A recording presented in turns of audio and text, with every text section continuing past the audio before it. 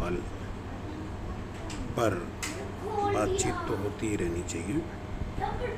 इसलिए ये बातचीत। नमस्कार। मैं लाल रत्नाकर और आपसे बात करने के लिए लाइव हुआ हूँ। जैसा कि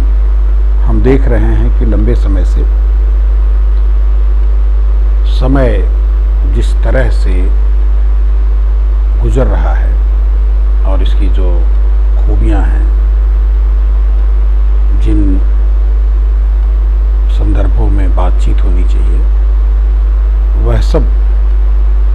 केवल और केवल स्वास्थ्य और रोजगार के इर्द गिर्द सिमट गया है। ऐसा समय जो अनिश्चितता के दौर में पूरे समाज को, देश को, व्यक्ति को, परिवारों को एक ऐसे मुकाम पर लाके खड़ा कर दिया है जहां से जो रास्ता दिखाई देता है वह बहुत जटिल है। अब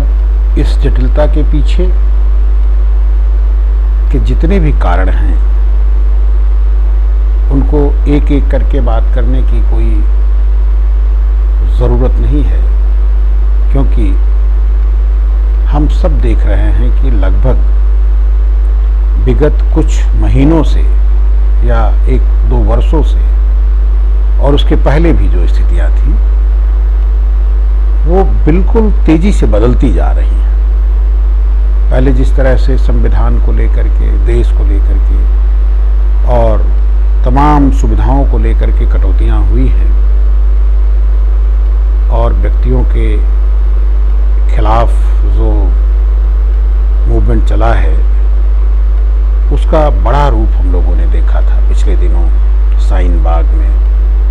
दिल्ली के दंगों में और देश भर में जितने भी मॉब लॉन्चिंग या लोगों को, दलितों को, स्त्रियों को प्रताड़ित और अपमानित किया गया था। यह सब किसी से छुपा नहीं है, लेकिन वह सब विस्मृति में जा चुका है। ऐसा भी कह सकते हैं कि एक इतिहास के जो घटनाक्रम होते हैं जिसमें विकास होता है, विकास दर विकास, विकास दर विकास, एक फेज से दूसरे फेज पर, दूसरे से तीसरे फेज पर आगे बढ़ते जाते हैं, वह विकास कहीं खो गया है। वह विकास कहीं नजर ही नहीं आ रहा है। नजर जो आ रहा है वह समाज को पूरा विभिन्न धड़ों में बांट दिया है, विभिन्न स्तर पर बांट दिया है, जबकि हम एक धर्मनिरपेक्ष राष्ट्र के नागरिक हैं। यहाँ पर हमने सीखा है कि दूसरे धर्म के लोगों के साथ कैसे रहा जाता है, दूसरे धर्म के लोगों का सम्मान कैसे किया जाता है, हम जिस धर्म में हैं उसकी कितनी ज़रूरत है, हम जिस धर्म में हैं उसमें हमारी स्थिति क्या है। इन तमाम बातों पर विचार करते हुए हम पाते हैं कि आज भी हमें एक जो धार्मिक सोच, नैतिक सोच, राष्ट्रीय सोच विकसित करनी चाहिए थी, वो बिल्कुल कहीं न कहीं कैद की गई है। अगर आप ठीक से अध्ययन करें और ठीक से जानने की कोशिश करें तो इधर हमारी बहुत सारे बुद्धिजीवियों से बात हुई है जो विभिन्न बहुजन चेतना के बुद्धिजीवी हैं और बहुत अच्छी अच्छी परीक्षाओं को उत्तीर्ण करके उन्होंने अपनी सेवाएं दी हैं, लेकिन उनकी सोच में जो पीड़ा है, जो कष्ट है, जो समाज के प्रति उनका नज़रिया है, जिस नज़रिए से इस देश में हमारे ऋषियों मुनियों ने, उन ऋषियों मुनियों ने नहीं जिन्होंने हमें अंधविश्वास, पाखंड और चमत्कार में ढकेला, उन महर्षियों ने, उन विचारवान लोगों ने, जिनमें महात्मा बुद्ध हैं, ज्योतिबा फुले हैं, रामास्वामी पेरियार हैं, डॉक्टर भीमराव अंबेडकर हैं, और उन्हीं के सिद्धांतों पर चलने वाली बाद की पीढ़ी जगदेव प्रसाद कुशवाहा हैं, राम स्वरूप वर्मा हैं, ललई सिंह यादव हैं, और कालांतर में जो भी जिन लोगों ने भी इस तरह की, और बहुत सारे हमारे लोग हैं जिन्होंने इस पर बड़ा अभियान चलाया और पूरे एक बदलाव की पृष्ठभूमि तैयार की। अब वह लगभग साफ है, उसकी स्थिति जो है बिल्कुल, उसको ऐसा कर दिया गया है गड्ढमगड्ढ कि उस विचारधारा पर बात करना भी लोगों को अब नागवार लगता है।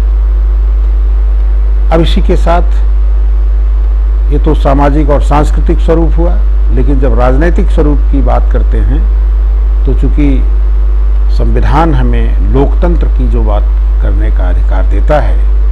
उसमें अपने अधिकारों, समता, समानता, नैतिकता की बात करने का जो अधिकार देता है, उसका किस तरह से गला दबाया जा रहा है, किस तरह से उस पर अंकुश लगाया जा रहा है, वह तो आजकल अगर सोशल मीडिया के कुछ ऐसे चैनलों को देखें, ऐसे मीडियम को देखें जो कभी उनकी किसी के लिए बहुत लोकप्रिय हुआ करते थे, जब उन्हें अपनी अफवाह फैलानी थी, अपना झूठ प्रचारित करना था, तब फेसबुक, ट्विटर, व्हाट्सएप या जितने भी इस तरह के स्रोत थे, सबका बखूबी उपयोग किया गया। लेकिन जब इस झूठ का एहसास आम आदमी को होने लगा, जनता को होने लगा, तब उन पर, उनके लिए कानून बनाए जाने लगे कि आप किस तरह से केवल मेरी बात करिए और दूसरे लोग जो बात करते हैं उनकी बात मुझे पहले बताइए, फिर उसको आगे ले आइए। यही तो है ये स्वतंत्रता, इसमें अभिव्यक्ति की आज़ादी कहाँ रही? आपकी अभिव्यक्ति पर कोई अंकुश लगाए और वो इस तरह से उस पर नियंत्रण करना चाहे, अपना एकाधिकार बनाना चाहे, तो ये तो बिल्कुल संवैधानिक नहीं है। अब इसमें ये बहाना बनाना कि राष्ट्र के विरोध में है, देश के विरोध में है, इससे अब फिर एक नया सवाल खड़ा होता है कि राष्ट्र क्या है, देश क्या है, फिर धर्म क्या है, आपकी धार्मिक सोच क्या है, आप धर्म के माध्यम से करना क्या चाहते हैं, धर्म का उपयोग क्या है। ये सारी चीजें हमें ले चलती हैं हमारे एक सांस्कृतिक सामंजस्य की तरफ, और जब तक ये हमारा सांस्कृतिक सामंजस्य एक कुशल नेतृत्व के अंतर्गत काम नहीं करता, तब तक ये हमारा सांस्कृतिक स्वरूप, एक जो आदर्श रूप है, वह पाने के लिए बिल्कुल मतलब एक बिगड़े हुए स्वरूप में है। कुछ लोग जो भी कहना चाहें, जो भी करना चाहें, वो करते हैं, जिस तरह से भी करना चाहें, जिस तरह से झूठ फैलाना चाहें, जिस तरह से गलत बात को प्रसारित करना चाहें, उनके लिए पूरी आज़ादी है। लेकिन अगर आप उनकी गलत बात को गलत कहने की हिमाकत करते हैं, हिम्मत करते हैं, तो आपको एक तरह से वो जकड़ने का प्रयास करते हैं। और ये हाल कोई एक व्यक्ति का नहीं है, यह हाल लगभग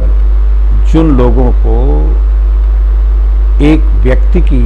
निरंकुशता, उसका झूठ, उसकी धूर्तता कष्टकारी लगती है, उसी व्यक्ति को अपनी धूर्तता, अपना झूठ और अपना असत्य, वो चूंकि उसके प्रचार के लिए जब काम आता है तो वो सत्य लगने लगता है। यह कैसी सत्यता है, यह कैसा इंसाफ है, यह कैसा राष्ट्र है, यह कैसा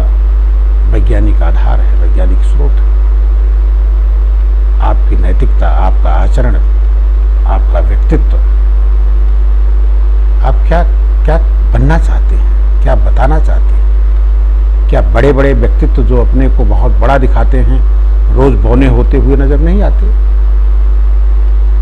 उन व्यक्तित्व की बात करते हुए आपका अनुभव खुल जाता है, आपका अनुभव बहुत सही मार्ग पे चला जाता है। लेकिन जब वही काम स्वयं कर रहे होते हैं तब आपको नहीं लगता कि आपका ये जो स्वभाव, स्वरूप और तरीका है वो ठीक है क्या?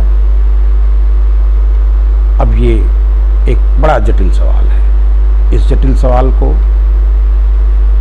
बात करने के लिए, विमर्श करने के लिए, इस पर चर्चा करने के लिए हम सब जब तक सजग मन से, निष्ठा से, नैतिकता से और एक अच्छे स्वभाव से आगे नहीं आएंगे और तमाम चीज़ों को छुपाएंगे, गलत चीज़ों को परोसेंगे और चाहेंगे कि गलत तरीके से हम भी उसी तरह से वो जगह पालें जो लोग जिस तरह से हासिल किए हुए हैं, यह आदर्श नहीं है, यह आदर्श विचार नहीं है। आदर्श विचार के लिए आपको आदर्श चरित्र को समझना होगा, पढ़ना होगा, जानना होगा, तब आप जाकर के एक आदर्श रूप अपने अंदर ला सकते हैं और फिर आपका वो काम पूरा हो सकता है। अदरवाइज